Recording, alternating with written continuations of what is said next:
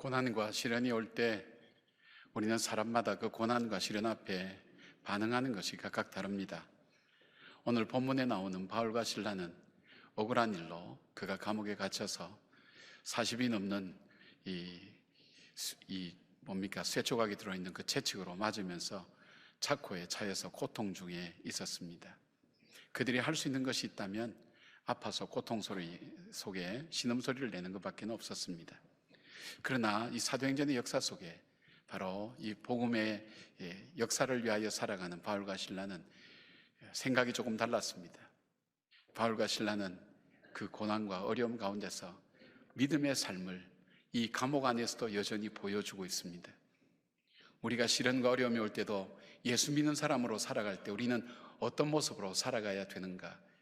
그 일들은 어떤 결과를 낳는가? 선교 역사를 통해서 부어주시는 하나님의 지혜를 오늘 이 말씀을 통해서 우리는 함께 돌아볼 수가 있습니다. 낮에 많이 맞고 착고에 채워서 운신의 폭도 전혀 없는, 그리고 온몸의 상처투성이와 신음소리만이 낼 수 있는 바로 그 밤에 이들이 했던 것은 첫 번째로 그는 고통과 아픔을 묵상한 것이 아니라 하나님을 묵상했다는 사실입니다. 우린 사실 어려운 문제를 만나면 어려운 문제만 계속해서 생각합니다. 이것이 왜 이렇게 됐을까? 무엇 때문에 이런 일이 나에게 일어났을까? 그렇게 묵상하게 됩니다. 그것보다 더 우리가 더 생각하게 되는 것은 그 아픔과 고통 때문에 신음소리만 낼 수밖에 없습니다. 그러나 오늘 바울과 실라는 그 아픔과 고통 속에서도 그들은 하나님을 묵상했습니다.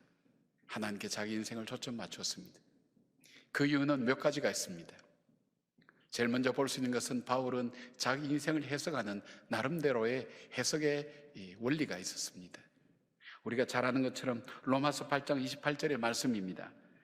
하나님을 사랑하는 자 곧 그 뜻대로 부르심을 입은 자들에게는 모든 것이 합력하여 선을 이루느니라.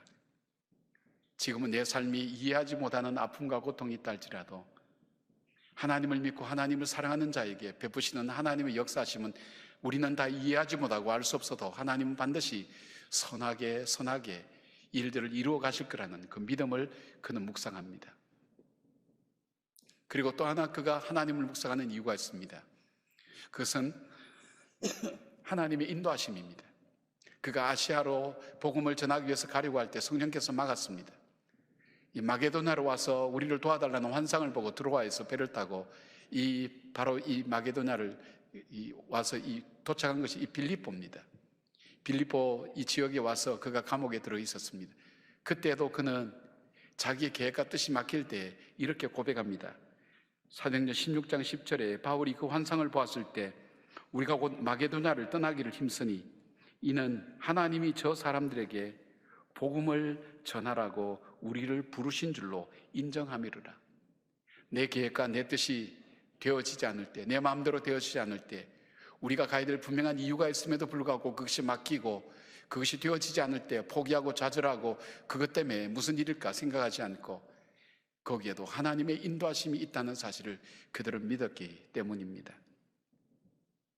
나의 나된 것은 내가 아니라 하나님의 구원의 섭리와 역사가 있음을 그들이 인정하고 믿었기에 그 하나님을 생각할 수 있었던 것입니다. 하나님의 절대 주권과 하나님의 복음의 역사에 대한 부르심을 그들은 믿었습니다. 그래서 그들이 옥문이 열렸을 때도 도망하지 않고 그대로 있을 수 있었던 이유는 바로 이 시련과 고난을 통해서도 하나님이 합력하여 선을 이룬다는 사실을 그들은 믿고 있었습니다. 또 그가 하나님을 묵상했던 또 하나의 이유가 있다면 디모데후서 1장 12절에 이렇게 말씀합니다. 이로 말미암아 내가 또 이 고난을 받되 부끄러워하지 아니함은 내가 믿는 자를 내가 알고 또한 내가 의탁한 것을 그날까지 그가 능히 지키실 줄을 확신한다 그랬습니다. 확신하는 것이 있습니다. 내가 믿는 분이 누군지를 내가 확신한다는 것, 그리고 내가 그에게 부탁한 것을 그가 끝까지 이루어 주실 것을 그는 확신한다고 했습니다. 하나님에 대한 확신이 있었습니다. 고난과 시련 가운데, 한밤중의 아픔 가운데 아픔과 고난이 자기의 삶을 찾아올 때에도 그것을 묵상하지 않고 하나님께 초점을 맞출 수 있었던 이유는 바로 그 이유였습니다. 모든 것이 합력하여 선을 이루시는 하나님의 선하심, 그리고 어떤 상황 속에서도 우리를 인도해 가시는 하나님의 절대 주권, 그리고 내가 그분이 어떤 분인가 하는 것을 알고 내가 부탁한 것을 확실하게 들어주시고 응답하시고 반드시 이루어 주시는 하나님을 그가 분명히 알기 때문에 하나님을 묵상할 수가 있었습니다. 여러분은 어려울 때 무엇을 묵상하십니까? 힘들 때 무엇을 묵상하십니까? 인생의 밤중에 고통과 아픔이 몰려올 때 무엇을 묵상하십니까?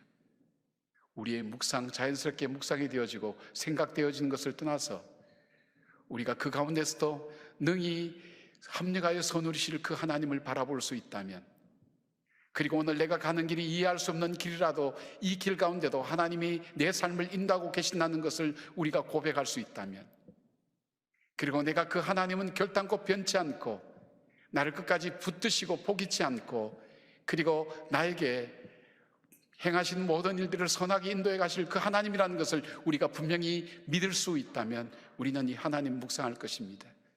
이 시련과 고난 가운데 하나님, 내가 어떻게 살면 좋겠습니까? 바로 하나님을 묵상하는 바울과 실라를 보게 됩니다. 두 번째로 바울과 실라가 이 고통과 시련의 시기에 그들이 하는 두 번째는 하나님께 기도를 드렸습니다. 하나님께 기도를 드린 이유는 간단합니다. 첫째는 하나님의 명령이기 때문입니다. 너희들이 어떤 환경과 어떤 시련과 어떤 환난과 그리고 상황 속에서도 나에게 기도하라고 하시는 것, 쉬지 말고 기도하라고 하시는 하나님의 음성 앞에 그들은 귀를 기울입니다. 그리고 하나님께서 우리가 당하는 이 고난을 이기게 해달라는 그 간구를 위하여 기도합니다. 고난을 이길 수 있는 사람은 없습니다. 고난에 이기도록 인간이 설계된 인간은 아무도 없습니다. 고난은 고난입니다. 고난은 고통입니다. 고통은 아픔입니다. 아픔은 우리로 하여금 유혹에 빠지기 쉽게 만듭니다. 하나님을 떠나게 쉽게 만듭니다. 믿음의 길에서 떠나기가 쉽습니다. 그런데 기도할 때 하나님, 이 고난을 잘 이기게 해주시고 이 고난을 통해 하나님께서 말씀하시는 주님의 음성을 듣게 해달라는 바로 그 이유 때문에 그들은 기도합니다. 그리고 그들이 기도하는 또 하나의 이유가 있다면 하나님, 이 일을 통해 하나님 뜻이 이루어지게 해달라는 간구입니다. 여러분은 어떤 기도를 들으시나요? 힘들고 어려울 때 어떤 이 고난이 빨리 물러가기만 위해서 기도하십니까? 이 고난에서 빨리 벗어나기만을 기도하십니까? 그런데 우리가 아무튼 기도해야 되는 첫 번째 이유는 하나님의 명령입니다. 주님의 말씀입니다. 그리고 바로 이 고난을 이기게 해달라고, 이 고난을 통해 진정한 소망이 무엇인지를 다시금 찾을 수 있도록 하나님 우리에게 허락해 달라고, 더 나아가서 이 고난을 통해서 하나님의 뜻이 이루어 달라고 기도하는 그 기도를 우리는 보게 됩니다. 시편 50편 15절, 환난 날에 나를 부르라, 내가 너를 건지리니 내가 나를 영화롭게 하리라. 시편 91편 14절 15절, 하나님 이르시되 그가 나를 사랑한즉 내가 그를 건지리라. 그가 내 이름을 한즉 내가 그를 높이리라. 그가 내게 간구하리니 내가 그에게 응답하리라.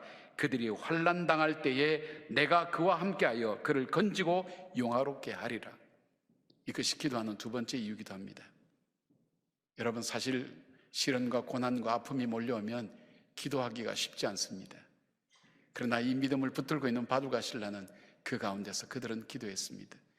물리쳐 달라는 기도, 사라지게 해달라는 그 기도보다도 그에게 더 근원적인 기도는 하나님 말씀에 그 순간에도 순종하는 그 기도, 그리고 이 고난을 이기며 하나님의 참된 소망을 이 고난 가운데 발견할 수 있도록 간구하는 기도, 더 나아가서 하나님 앞에서 주님의 거룩한 뜻이 이 고난과 시련을 통해서도 이루어지게 해달라는 그 일 때문에 기도하는 것을 보게 됩니다. 사랑하는 여러분, 저와 여러분도 어려움과 힘든 가운데서도 우리가 기도할 수 없는 상황 속에서도 우리가 하나님 앞에 엎드려 기도해야 될 일이 있다면 진정 그 순간에도 하나님의 자녀 되심, 나의 왕 되심을 믿고 순종하는 그 순종의 마음, 순종의 신앙, 그리고 그 고난을 이기게 해달라는 하나님께 부탁하는 간절한 부르짖음, 더 나아가서 주의 거룩한 역사를 이 고난을 통해서 세상 사람들이 아무 소용도 없고 아무 가치도 없는 이 고난과 아픔이라고 얘기하지만, 그러나 우리만은 이 고난을 통해서 하나님의 거룩한 뜻이 이루어지게 해달라는 그 기도가 우리 가운데 있어야 될 것입니다. 바울과 실라가 그 고난과 시련 가운데 할 수 있었던 세 번째는 바로 그 하나님을 찬양했습니다. 하나님을 찬양하며라고 하는 이 원어 휘문이라고 하는 이 단어는 미완료 과거 동사입니다. 그것은 뭐냐면 바울과 실라가 한 번이 아니라 지속적으로 계속해서 그 밤에 찬송을 불렀습니다. 큰 지진이 일어나서 옥문이 열려지고 작구가 풀려질 때까지 계속해서 불렀다는 것을 얘기합니다. 바울은 로마서 5장 3절에 얘기합니다. 다만 이뿐 아니라 우리가 환난 중에도 즐거워하나니 이는 환난은 인내를, 인내는 연단을, 연단은 소망을 이룬 줄 알미로다. 빌립보서 4장 4절 주 안에서 항상 기뻐하라 내가 다시 말하노니 기뻐하라고 얘기합니다. 하나님께서 나를 통해서 이루실 하나님의 크고 놀라운 일들을 바라보며 감사함으로 주님 앞에 찬양하는 겁니다. 부족한 나를 통해서 하나님께서 영광 받으실 그 일들을 바라보며 하나님을 찬양하는 것입니다. 그리고 이 고난이 바뀌어서 하나님의 진정한 기쁨으로 바꿔주시는 하나님의 능력이 오늘도 이 고난 가운데도 함께 하실 거라는 그 믿음이 바로 이들로 하여금 찬양하게 만들었습니다. 북한에 가장 오랫동안 억류되어 있던 케네스베 선교사님이 우리 교회에 와서 설교할 때 뭐라고 간증했습니까? 이북에서 최장기로 억류되어 있을 때 그에게는 하나님께 불평이 있었습니다. 원망이 있었습니다. 그가 꿈꿀 때마다 네이버실이 와서 자기를 건지는 꿈만 꾸고 그의 원망은 쉽게 생활과 어려움이 찾아올 때마다 이 하나님께 올려드리는 제사처럼 그렇게 올려드렸습니다. 어느 날 하나님이 그에게 다가왔습니다. 너 누구냐는 그 질문 앞에 선교사라고 대답하는 순간 그에게 깨달음이 왔습니다. 내가 선교사구나. 하나님께서 나를 이 선교지에 보내셨구나. 이 북한 땅에 보내셨구나 하는 순간 그에게 찬송이 터졌습니다. 그 찬송이 내 영혼이 은총 입어 중한재진 벗고 보니 초막이나 궁궐이나 거지나 하늘나라. 그 마음속에 조금 전에 불평과 원망이 사라지고 그 마음속에 기쁨이 샘솟았습니다. 그리고 나를 이 현장에 두셔서 하나님의 크고 놀라운 일을 나를 통해서 행하시는 그 하나님을 찬양할 수가 있었습니다. 바로 그 찬양이었습니다. 저와 여러분도 하나님 앞에 올려드릴 이 찬양이 아닐까요? 여러분, 세상의 노래는 즐거울 때 부릅니다.